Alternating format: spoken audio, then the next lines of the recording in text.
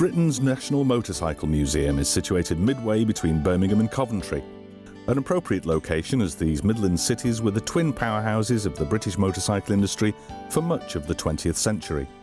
For lovers of classic British bikes, the museum is close to nirvana. Of all the significant models built in Britain over the past century, there are very few that cannot be found somewhere in its collection.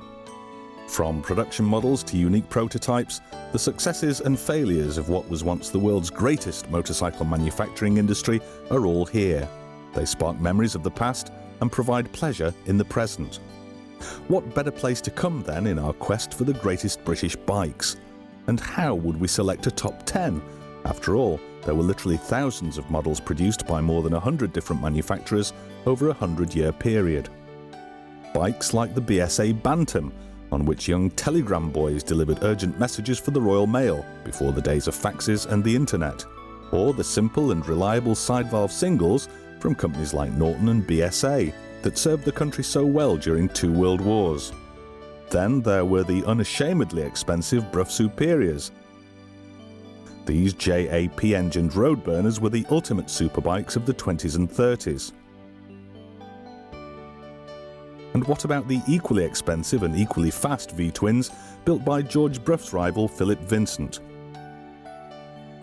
Then there were the manufacturers that dared to be different, like the Yorkshire firm Scott, which won the Isle of Man TT in 1913 with a 500cc 2-stroke twin and carried on using a derivative of that unusual engine right through to the mid-50s. Or the Bristol-based Douglas company with its flat twins.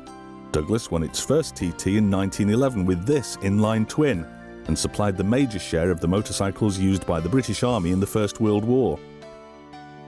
It was still using a variant of the flat twin design in the late 1950s, albeit turned through 90 degrees to follow the across-the-frame fashion made popular by the German BMW. The little 150cc 4-stroke Triumph Terrier wrote its own chapter in the British motorcycle history book. It first grew into the 200cc Tiger Cub and was then used as the basis for the 250cc BSA C15.